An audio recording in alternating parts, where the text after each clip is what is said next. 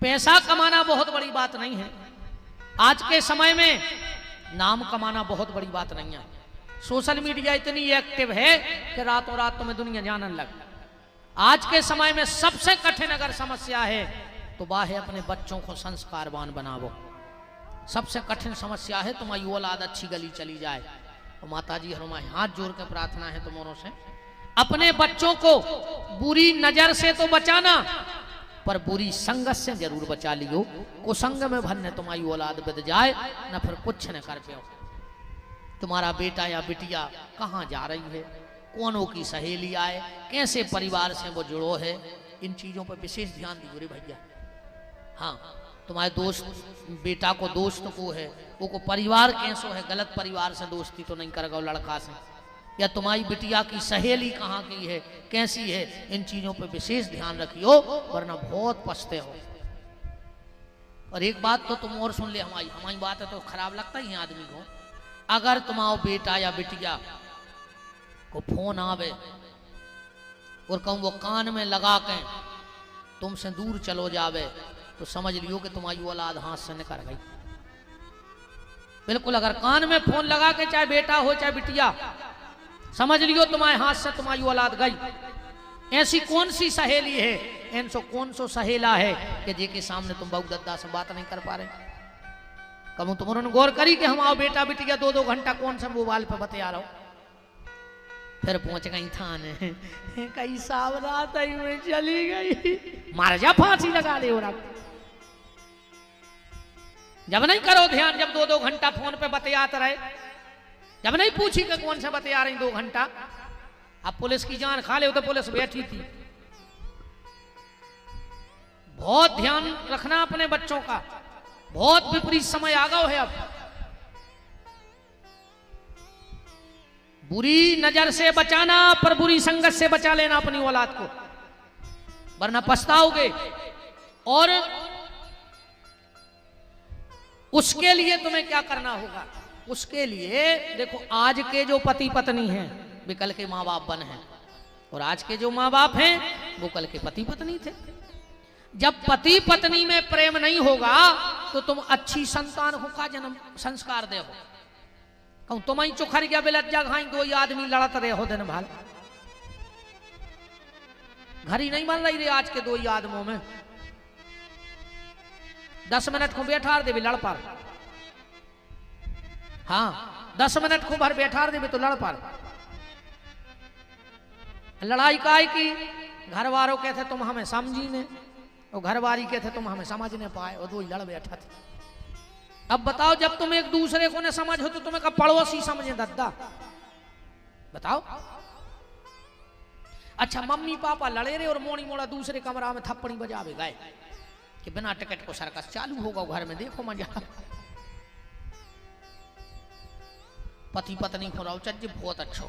आजकल उसे तो आजकल तो एक नव शब्द चल गया रे, ये घर वाले से पता है क्या कहते हैं, जानू जानू कहने लगी रे।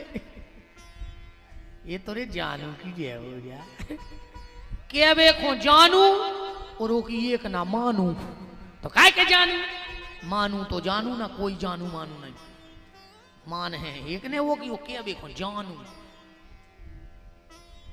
एक शब्द और आओ है वही ना हो, बाबू कहने लगी बाबू,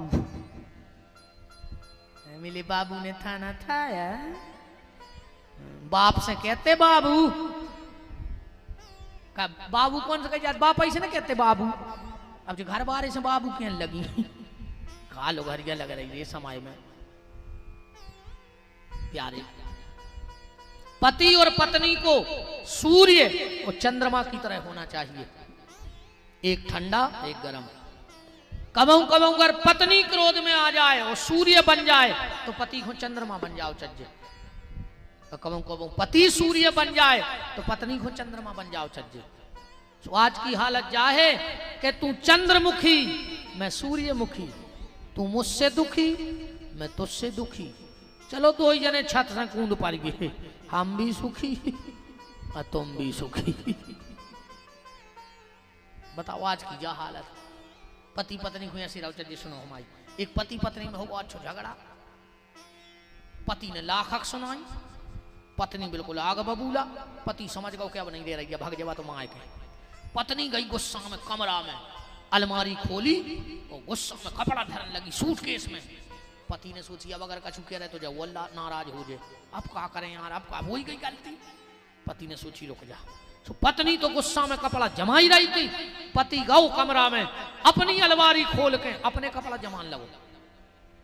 घरवाली तिरछी देखी, तुम क्या कर रहे हो? पति बोलो और तुम क्या कर रहे? बोले हम मायके के जा रहे, 1 मिनट नहीं रहे तुम्हारे संगे तुम्हारे घर में, अब बताओ तुम क्या कर रहे? पति बोलो हम ससुराल जा रहे। बच्चा भी 2-3 दिन से लगे थे कि पापा चलो मामा के, अब तुम जा ही रही सोई गाड़ी में, हम बैठे चल। पत्नी वहां से आओ, पता है क्या कहने लगी? बस तुम्हारी यही अदा तो मेरी जान ले लेती है। खेल खत्म, इतनी सी तो बात नहीं है पति पत्नी में।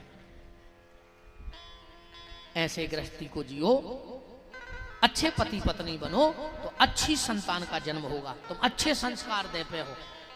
आत्मदेव धुंधली में बिल्कुल नहीं बनती थी। एक दिन आत्मदेव जी मरवे के लाने गए। एक संत ने देखा, कथम रोदसी विप्रान क्वा चिंता बलियसी। ए ब्राह्मण क्या कर रहे हो? आत्मदेव जी बोले मर रहा है।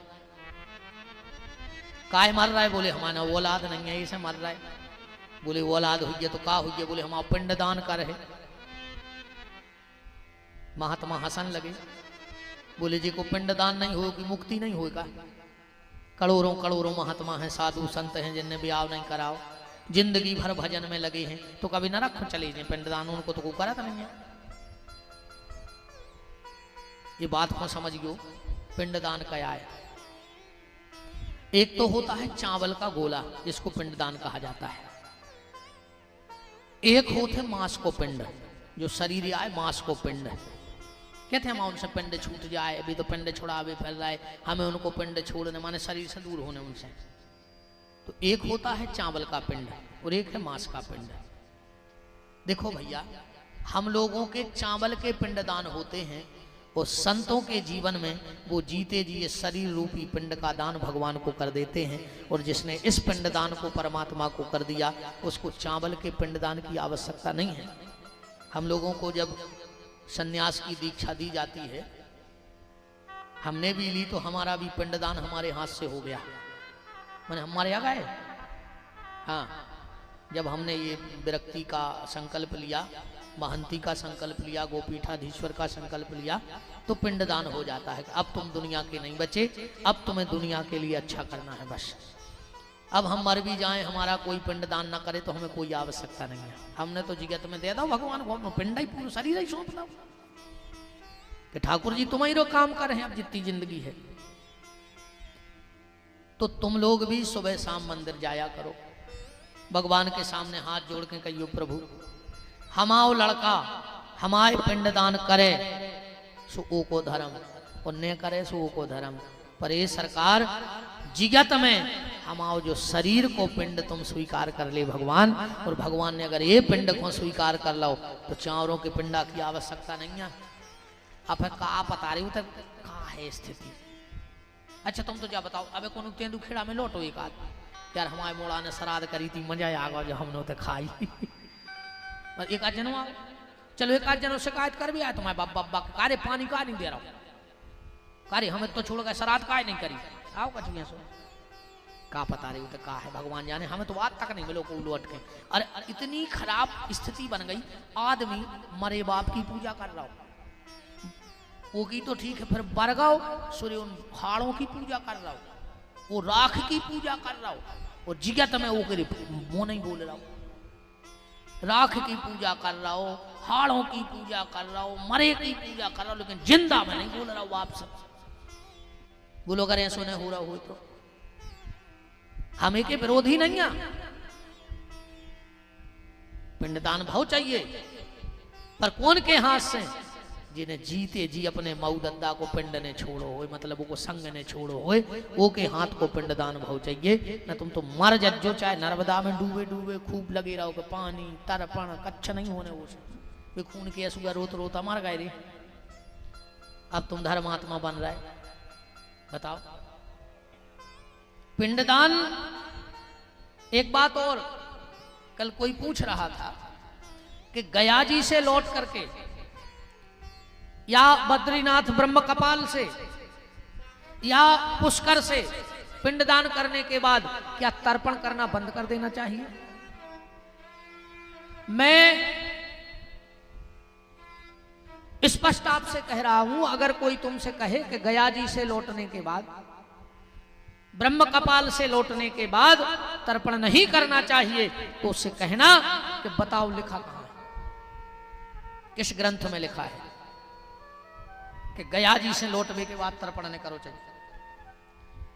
तर्पण का नियम ऐसा नहीं कि मरवे के बाद जे के बहुत दन्ना बेकर रहे तर्पण।